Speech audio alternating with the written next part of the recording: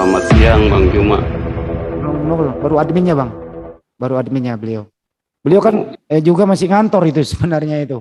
Beliau kan memimpin Oh, satu perusahaan swasta yang terkenal juga gitu iya. di seluruh cabang Indonesia ada.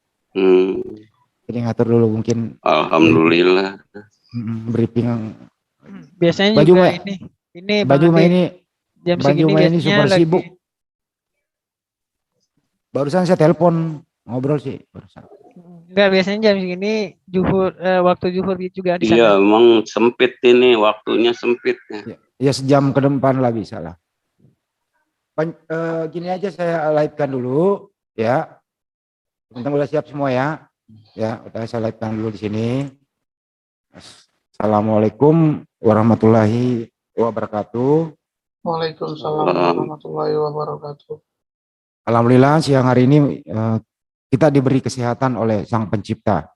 Ya, sehat itu adalah modal yang utama supaya kita bisa masih Amin. beraktivitas, saling bersapa, saling bersilaturahmi. Kan gitu ya, Bang ya. Untuk itu pada siang kali ini di JCC akan datang saudara kita dari Kristiani, Pak Edward, itu dari Protestan. Selamat datang Pak di JCC. Ya, Insya Allah selamat kami siang akan, semua. ya, kami akan menyuguhkan yang terbaik buat teman-teman yang mau bergabung di sini. Itu aja. Gitu. Silakan Pak Edward memperkenalkan diri sama teman-teman atau jamaah yang ada di JCC. Silakan Pak Edward Ya, sambil menunggu Bang Juma. salam sejahtera buat kita semua. Saya Edward, Gembala Sidang di Christian Ministry Church. Saya pensiunan PNS dari Pemadam Kebakaran DKI. Ya. Saya tinggal di Depok. Ya. Silakan Bang. Terus Bang. Ya, sekarang menggembalakan jemaat di sebuah gereja lokal. Ya. Itu aja, terima kasih. Terima kasih juga Pak Edward. Saya sambut juga nih saudara yang baru masuk nih. Ada Pak Buda Angon. Assalamualaikum Pak Buda Angon. Beliau mana tadi? Udah masuk ya? Keluar lagi ya? Oke. Mungkin masalah signal.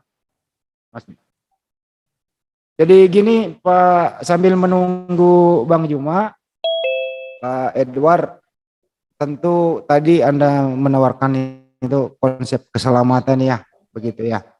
Iya. Ya. Saya yakin semua orang yang beragama di dunia ini, meyakini agamanya lah yang dia anut paling benar dan selamat. Selamat mau kemana sih? Tentu selamat ke surga. Gitu ya Pak ya. Nah menurut Anda kalau mau selamat ke surga sesuai ajaran Waalaikumsalam warahmatullahi wabarakatuh. Nah, Bang Juma udah masuk. Ya.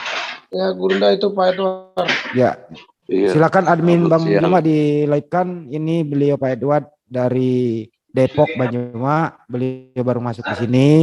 Beliau pensiunan dari Damkar, dari Protestan, berdiskusi dengan Bang Juma tentang konsep keselamatan. Silakan Bang Juma berdua sama Pak Edward. Monggo. Baik.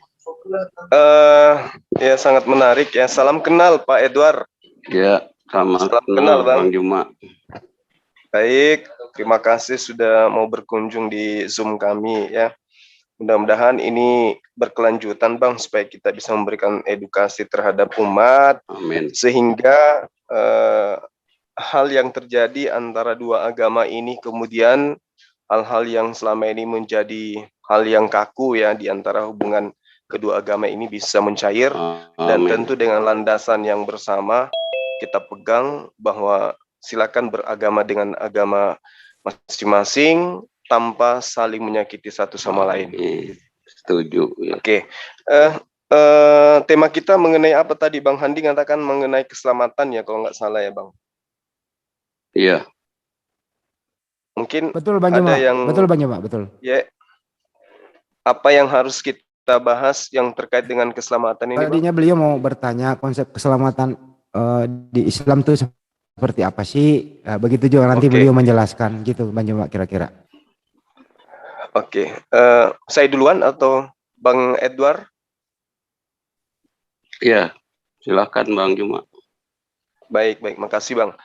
Kalau kami dari pengajaran Al-Quranul Karim itu sudah final tentang keselamatan ya Bang ya, diterangkan di dalam Al-Quran, alladzina amanu walam yalbisu imanahum bizulmin ulaika lahumul amnu wa hum muhtadun. Jadi itu petunjuk yang ada kemudian di dalam Al-Quran, bahwa alladzina amanu, orang-orang yang beriman, yang kemudian tidak mencampur adukan iman mereka dengan kesyirikan dan kemunafikan, mereka itulah orang-orang yang mendapat rasa aman dan mereka mendapat petunjuk. Jadi Islam itu selalu tertuju kepada satu kata, yaitu iman.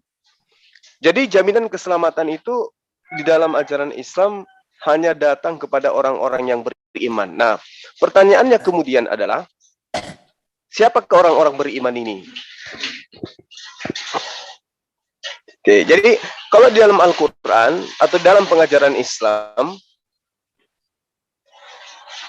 Allah Subhanahu wa Ta'ala itu menjelaskan di dalam ayat suci Al-Quran bahwa orang yang beriman adalah benar-benar mentauhidkan Allah. Jadi orang-orang beriman itu benar-benar mengesahkan dan tidak kemudian mengembel-embeli keesaan Tuhan Allah dengan berbagai macam paradigma, doktrin, dan dogma yang kemudian diusung untuk menjadikan ada sembahan-sembahan tandingan atau sembahan yang disetarakan dengan pencipta alam semesta.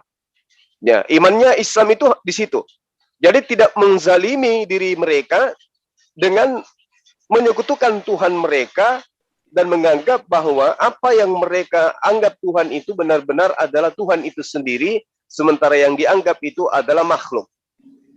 Jadi Allah Subhanahu wa Ta'ala di dalam ajaran agama Islam itu memberikan jaminan keselamatan kepada orang-orang yang kemudian mentauhidkan Dia tanpa ada kesyirikan, yang kemudian Rasulullah Muhammad SAW pernah riwayatkan kepada seorang sahabat dengan menerangkan, ketika turun ayat-ayat suci Al-Quran yang menerangkan orang-orang yang beriman dan tidak mencampur adukan iman mereka dengan kezaliman, kami pun berkata, wahai Rasulullah, siapakah di antara kami yang tidak menzalimi diri mereka? Rasulullah Muhammad SAW itu kemudian berkata, tidak seperti yang kalian katakan, tetapi maksud tidak mencampur adukan keimanan dengan kesyirikan itu adalah tidak mencampur adukan iman mereka dengan kezaliman, yaitu kezaliman yang dimaksud adalah kesyirikan. Nah, kesyirikan di sini adalah menyembah selain daripada Allah. Nah, lalu kemudian terkait dengan hal ini, ya, saya simpulkan terkait dengan hal ini bahwasanya jaminan keselamatan di dalam ajaran agama Islam itu adalah poin pertama, beriman bahwa tidak ada Tuhan selain Allah. Barang siapa yang beriman tidak ada Tuhan selain Allah, lalu kemudian dia mengaplikasikan di dalam hidup sehari-harinya, itu berarti dia mengikuti apa yang menjadi instruksi Rasulullah Muhammad SAW. Qul in kuntum tuhibbunallah fattabi'uni yuhibbukumullah wa yaghfir lakum dzunubakum wallahu ghafurur rahim. Ikut kepada Rasulullah Muhammad SAW, maka dicintai oleh Allah, diampuni dosa-dosanya, karena sesungguhnya sembahan yang disembah oleh umat Islam adalah Tuhan pencipta langit dan bumi, yang kemudian disebut Ghafurur Rahim, Maha Pengampun lagi Maha Penyayang. Saya kira begitu Bang, jaminan keselamatan di dalam ajaran agama Islam. Yang pertama adalah harus beriman kepada Allah tanpa menduakan Allah dengan suatu apapun. Demikian sementara, silakan Abangku.